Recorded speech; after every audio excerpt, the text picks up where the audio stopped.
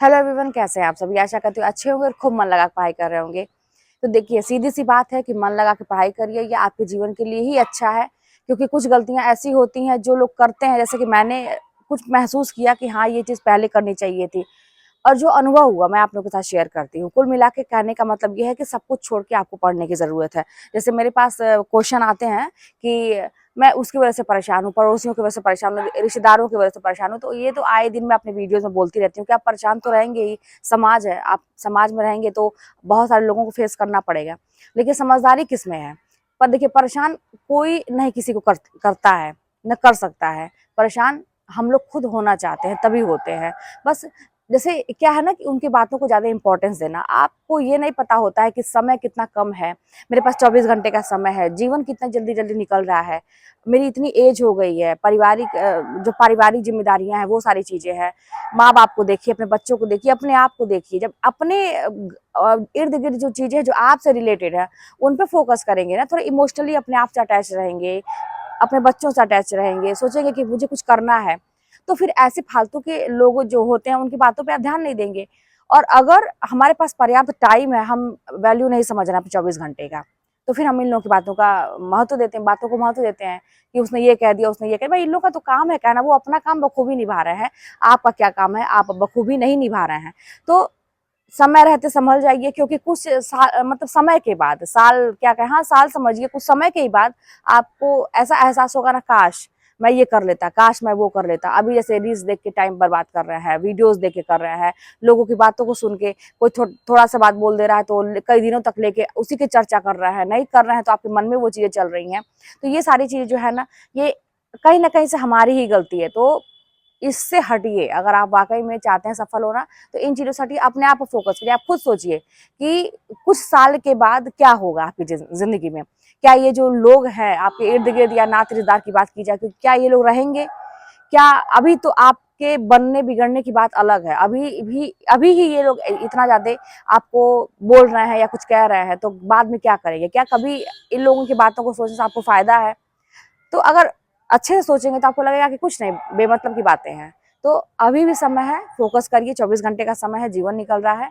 अपनी पढ़ाई को सीरियस लीजिए। एक बार कहीं आपकी जो स्थिर, कहते हैं ना कि जीवन में स्थिरता आ जाएगी, कहीं एक जॉब आपकी परमानेंट लग जाएगी, तो बहुत अच्छा रहेगा, आपके लिए अच्छा रहेगा।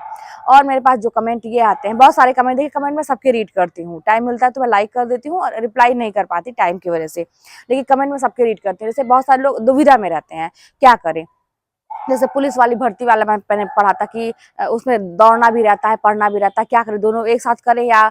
तो भाई वो तो करना पड़ेगा। देखिए, फिर जहाँ पे आपको लगता है कि मान लीजिए आप रिटर्न निकालते हैं, फिर आप फिजिकल वाले में आपको करना ही है, तो आपको दोनों चीज लेके चलना ही पड़ेगा। बिल्कुल भी ये मत सोचिए। जैसे अभी आपको सिलेबस की बात मैं करूं, जैसे आप लोग रिटर्न पढ़ाई करते हैं, तो आपको पढ़ना पड़ेगा। आपको सारी चीजों को, किसी चीज को आप छोड़ नहीं सकते कि ये चीजें आसान है, मुझे आती है, इसको नहीं पढ़ेंगे, नहीं, आपको सब कुछ पढ़ना पड़ेगा।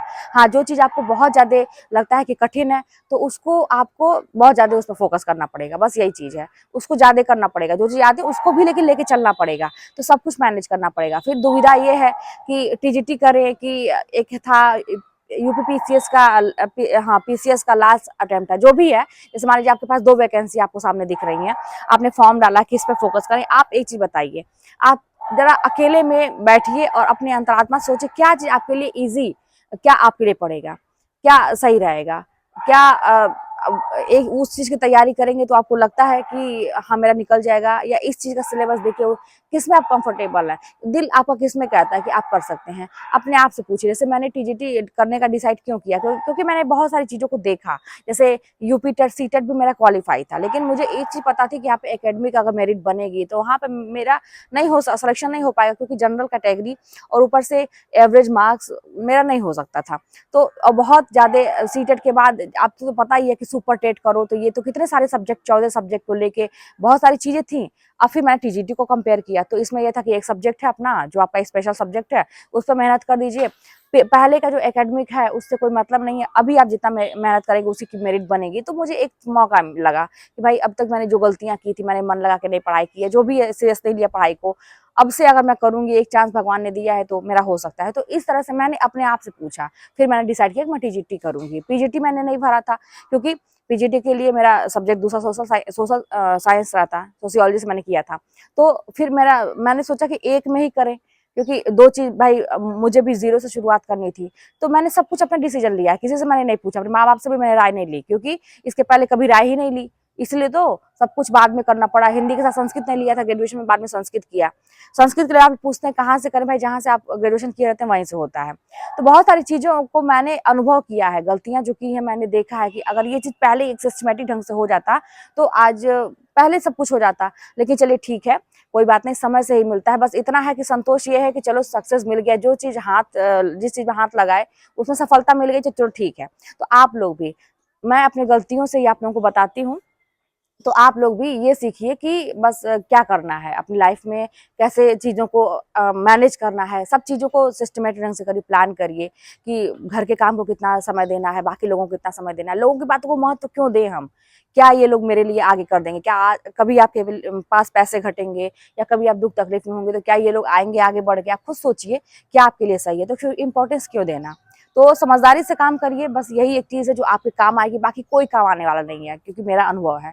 तो फिर चलिए मिलते हैं नेक्स्ट वीडियो में, कोई बात होगी तो कमेंट के माध्यम से बताइएगा।